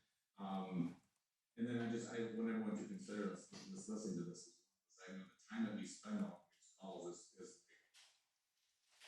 it's spiritual in nature. So be investing your honest effort into these situations, it's called knowing that you're not here because you're punching a ticket, but trying to gather something done. Is probably one of the most important aspects of the game that you can possibly play. Right. So what was your focus for being the last 30 days? It was just to continue to purge that. When I have the not just to be doing it out of like a rote type thing that you do every day, but to know that I'm like listening to a point when I know I need to do that. So you're doing the prayer stack, and then what? Yep. As far as what? So your target was to do the prayer stack. Like, did you have a certain target around your prayer stack? Sorry, continuation of it, right? So just I mean, not to set an exact number on it, but necessarily just to know that when you're having that conversation, so it's not forced, right? Just so it's clear, you know what I'm saying? And it's just not like you're not just doing it because you feel like it's something that you need to do to commune daily, but to understand that when you're looking for real revelation and real transformation, that is when it's the most impactful, and not to just think that you do it today. Got it. Okay. So it's like speaking to him. So what does it look like for you, Brian, inside of the game of being to be a free man? So that's an easy question for me because I feel free now. I understand that with the measurables, it's like I didn't feel like I could tell the truth in all areas and not be honest. Like even when we're like not staying in this place of integrity because I know that I do not want to disappoint the most important relationship in my life. Right? It's like I cannot step outside of that range. It's just it's free. If I start to lie about things, catch myself, I truly do feel bad for it. And understanding that is free for me. I start to lie about that everything's so how clear I keep that relationship and how true it is really great. So your relationship between you and God, and having nothing that is a lie between you and God is what it looks like for you to be a free man. Correct, exactly. Got it. Clear. Right on. 2 clap. Boom. Eleazar, what showed up for you inside of being? As far as which part, Corwin, because we talked about it a lot. So you had an experience with these young men. Yeah. Yeah. So in being, one of the things that's come up for me for a long time was to make an impact in young men's lives that have found themselves lost, because that was me. I was completely lost when I was a kid. And it's been telling me to speak at Canyon State Academy in Arizona. And I did. So in the last 30 days, I spoke to 27 young men, and there was 9 of us volunteers. And 4 of those volunteers were men of Christ that are traditional men of Christ, that speak and can preach and can tell you everything about Scripture. I'm not that guy. But I know that I have a message to deliver to these kids. So I tried to figure out what that message was going to be, because I was like, how the fuck am I going to have a conversation with these kids when I can't read you Scripture? Well, I did. And it was all about what was connecting with them and being able to show them that the way that God speaks through me is different, but it's the same, meaning it's just a connection that you have. And showing them that my chapter was Walk the Talk. It's a book that we're reading called Measure of a Young Man. And it was all about my conversations with God. At the end of it, after showing them and helping them see the pain, the anger, the frustration that I've carried for years as a young man and now as an adult, I showed them how the power with walking with God has impacted me in my life. So for me, it's being able to share my connection here, out here. Because it's really easy to say that we have a relationship with God and get buried in a book all day long. Right. It's a lot harder to take stage and actually share how that is for you with the world. So I wasn't even sure if I was going to be invited back. I called my wife after. She's like, "Gotta go." I'm like, it felt amazing. I talked about masturbation. I talked about porn. I talked about all this shit that they really needed to hear. Yeah. But I don't know if I'm going to be invited back. Yeah. Two men that night, two young men, wanted to learn how to walk with God. That's awesome. They didn't tell me that. They told the leaders that are all about Scripture that that's how they connected with them. And then I got an email that I'm invited back. So I'd be there tomorrow, but I'm here, so I'll be there next week. Yeah. Did you say fuck? Good. Atta boy, you still got invited back with the fucks. Yeah. God's working in mysterious ways. So for me, it's being able to take this that I know in here to be true Yeah. to the world. Yeah. Awesome, bro. And that's what's crazy is you were able to make a deep impact for those young men that like probably, I don't know, but the Bible's probably not resonating for them. Right. As a teenager, the Bible didn't really resonate for me. I thought it was a bunch of horse shit. But you actually just got real with them with the foundation of the code and just started telling the fucking truth. Yeah. That was it. That's it. Because everyone else is fucking lying to them. Mm-hmm. Two clap. Boom. Chris, What's up? what showed up for you inside of this conversation of being? Coach let me kind of like help me connect the dots that the connection I want to have with God comes from and is a bridge through gratitude and me expressing gratitude to Him. God doesn't need me to be studying Scripture. God doesn't need me to pray to Him. God's God. He doesn't need that from me. He wants me to feel connected to Him. And He's always pouring and reaching out to me, and I'm lacking the daily disciplines of turning to Him and me connecting to Him for what works for me. And so gratitude is that bridge to connecting with God. Beautiful. And that's what freedom looks like to me, is just walking with God, feeling connected with God every day. Yeah. And not being, for me, he doesn't care. For me, it's just not turning to Him when I need something, but just being there, connecting always. Yeah. So like I was raised in such a tight religious frame, Chris, that it made it hard for me actually to experience and feel and hear God. Like I had the craziest experience at Warrior Week, which was getting baptized, which the religious frame I came from, me getting baptized by a man that's not supposedly ordained or called upon to do baptisms, would be like some kind of sacrilegious thing or disrespectful. And I got fucking baptized. It was a beautiful experience. And it was part of me of breaking the conditioning and programming I've had from my religious upbringing about what it actually means to connect with God. Because like I had a really tight frame what it looked like. Like, was there prescribed prayers? Not necessarily, but everyone does the same fucking prayers every time.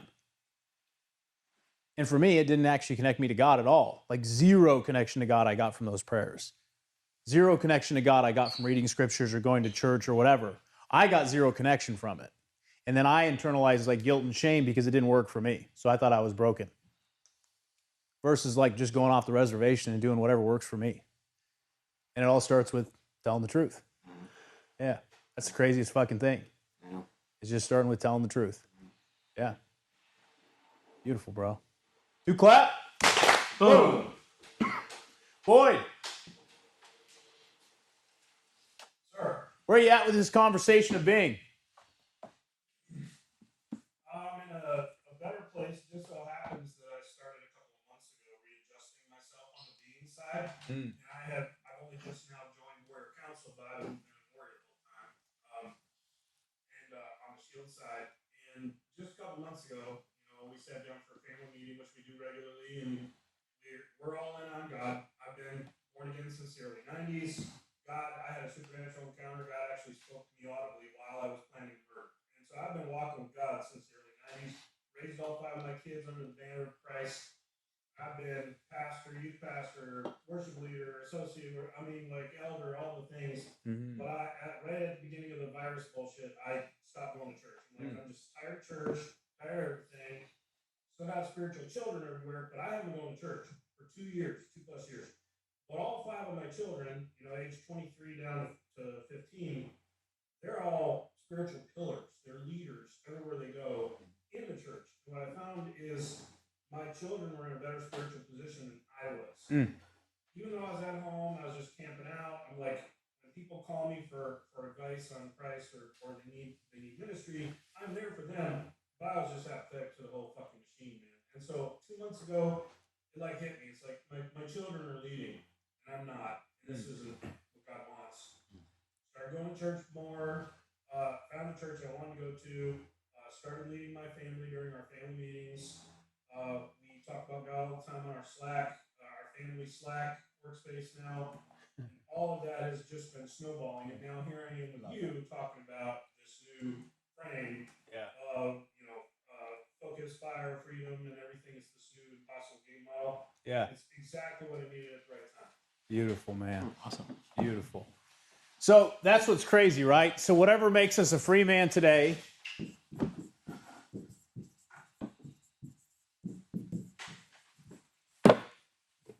inside of this conversation with God, chances are in 12 months, it might be our new prison, right? As we start to create a box here, and whatever makes us a free man today could make us a prison tomorrow. Whatever makes us a free man today could make us into a prison tomorrow. So what I'm hearing you say, Boyd, is like you let go of being trapped inside of a frame of a church and you shifted into a new church, but bigger than that, you actually got focused on what really mattered to you, which was connecting and ministering to people and getting them connected to God. And that's the part that I never stopped doing. But what I wasn't doing was leading my family down that path. Yeah. They were on their own path because I had already raised them to, they weren't riding on my coattails. They were riding on the coattails of Christ the whole time. So they took off. And I told them, that's my job. As a father, if I'm doing the right job, you're off my coattails as fast as possible. You can stand alone with God and survive anything out there. They were doing that. But I was back here sitting, getting fat on my ass playing video games and eating Cheetos on Sunday. That's what I was doing. I had cashed it in.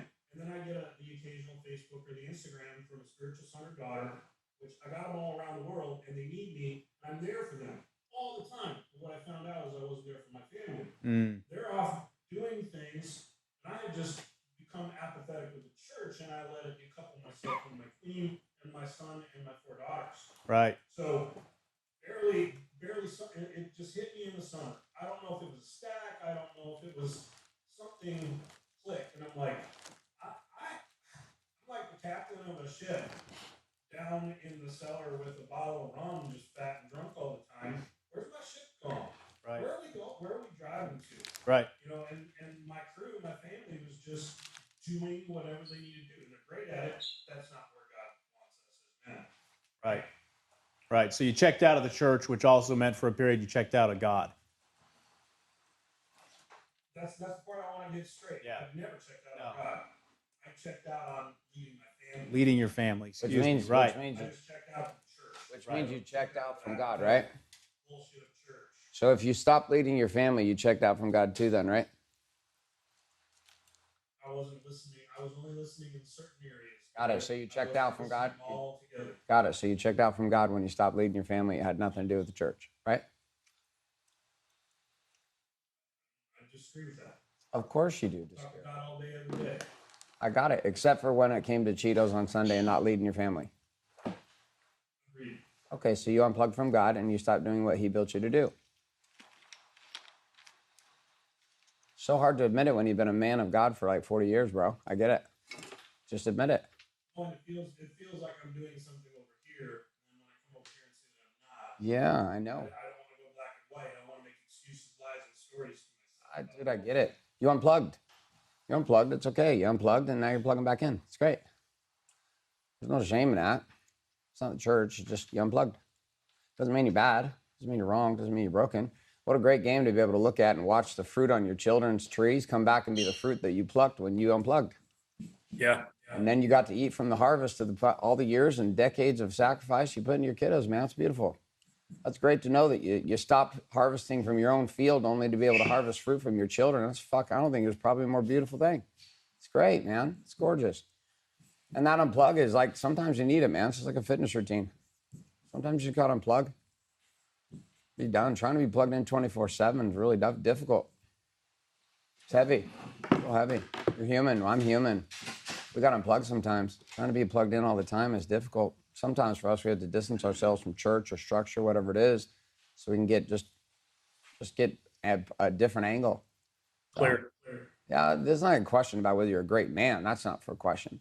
It's just, oh, but how many of you can relate to this unplugging game, though? Raise your hand. I mean, it's like, I do it. I mean, I would have you consider also there's some strategic ways to go about doing that on purpose. But you actually unplug strategically. Mind sharing? Yeah. Like, for example, you might completely say fuck all on a Saturday to everything and drink too much on purpose. Legit. Just to reground and bounce off the humanity of life, to come back the next day and be like, well, that's not what I want. Yep. But instead of the slow pretend that you're not drifting for 6 weeks, you just deliberately crash the fucking ship for 24 hours. And you're like, well, fuck it. Next morning, oh my God, what am I doing? This is a bad plan. Should we do that tonight? Sure. Fuck it, let's get high as balls. Let's lay in here and fucking high. High and eat Oreo cookies. Throw them at each other. Yeah. Can I share something? Sure. I did a stack last week, actually, that really shook me, where the question was, what do you want? And I said, I want to live my life consistent with my mission. And then the question was, in the stack was, well, what's the opposite? What's the opposite of what you want, right? And when I went to the opposite of living a mission-driven life, it was amazing because all of a sudden I became completely overcome with emotion when I saw the opposite of it. Because in the moment when I flipped it and I looked at it from the opposite angle, I totally realized that my mission was exhausting me. And I actually, even though in my mind said I want to live my mission all the time, there's part of me is like, I need a fucking break. It's too much. Yeah. And I never would have got that if I didn't flip it. And to your point, like, that made it okay for me to actually, I'm not going to be great in my mission if I don't allow myself to not be in my mission for some window of time. And you don't even know what being great in your mission looks like if you're not great in your mission. If you're shitty in your mission, you know what great looks like. Oh, that's shitty. Hey, I know what that looks like now. You know, it's like there's a humanity to this game that just got missed out on as people. We missed out on the humanity. They stripped the humanity out of the Bible. Stripped it right out. Who's they? An entire council of kings that came together to determine how to stop war. Right. And you stripped out humanity out of it. Is what it is. You can call it holy, you can call it sacred, call it what it was. There was a physical order that came together that stripped the words out of the book to stop the Christians from warring with each other. This is fucking history. You can call it whatever you want, call it sacred, call it that. Shit got stripped out. Yep. Part of the biggest challenge is the fact that humanity got stripped out. And so then we're held to this impossible standard of highlight. It's like, imagine like 25 years from now, the only thing you looked at was people's highlight reel on Instagram with their happy picture of their wife. Oh my God, that's what life's like. Man, I'm really fucked up. This happens right now. People do this all the time. Do this all the time. I work directly with like 3 different movement leaders right now that nobody even knows about. Like just off the grid because they just flat out can't even acknowledge the public that work with them. And I get it. I was like, I'm dangerous. I was like, I understand. I was like, but the world sees one thing. Guess what's going on behind the scenes? We know this here at Warrior. What's going on? They're fucking up. Fucking chaos, man. Yep. And they're just fighting to hold it together. But there's no space in the brands they built to be what? Real. Real humans. Yep. Be humans. Be human beings. We're human beings.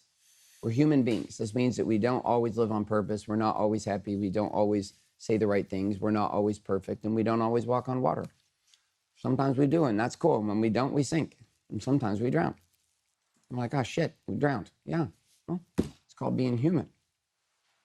Our game in this is like, Boyd, this comes down to just giving ourselves permission to be okay with it. There's all kinds of seasons for it. How many years did you spend in the church, David? Or Boyd, how many years were you in the church? From the mid '90s up until, I've taken 2 breaks, and each break was 2 years. Good. So, you're looking at 35 years, right? 35 years of being active in the church and serving and serving and serving and serving. I think 4 years off is okay. And maybe it's in those places you're just getting angles. In the beginning, especially the first time, the guilt and the shame of it was hard to get through, that I didn't think I could take a break. But what I found out after stacking back in 2020 about it, It wasn't me and it wasn't God. It was the church that was causing that guilt and shame.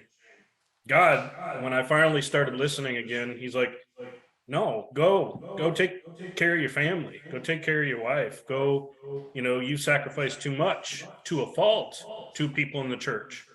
And if you remember, we've been homeless twice. That second time we were homeless for 5 months, I told God, fuck all. Everybody else in the rest of the planet can go to fucking hell. I will never let this happen again. Never. And I don't care who around me needs God or ministry until my economic freedom, as Garrett Gunderson says, it is solid. I won't be doing that again. I won't be sacrificing to Campbell's for the church ever again. And he said, finally, you're paying attention now. There you go. Winning. Congrats. Beautiful. So here's the craziest thing for us men. So I was raised with a conversation of guilt and shame, right? So if I don't do what I'm supposed to do or what I committed to do, or I didn't keep my agreements, then I had guilt and shame. What do guilt and shame cause us to do as men? Lie. To lie, which ultimately causes us to do what? Hide. Hide, right? So right in the beginning of the Bible, when the Bible starts, God shows up and Adam and Eve had eaten the fruit. And what did Adam and Eve do, Chris? They hid themselves. They hid. Because they're overcome with guilt and shame. Instead of just walking out and saying like, hey, we fucked up. They hid, which is what we do. So what's crazy is this conversation of guilt and shame is often where we go to when we go to this conversation of being. And the trouble is, like, I've never gotten any positive results out of guilt and shame. Never got any positive results out of it. Guilt to like, hey, that wasn't cool. Don't do that one again. And then I move forward. But the whole thing of shame is like it keeps me hidden and keeps me hidden and keeps me hidden like I'm broken. Versus just figuring out like, do I have fruits or not? Is what I'm doing inside of my life right now working or not? And just remove the whole conversation of guilt and shame.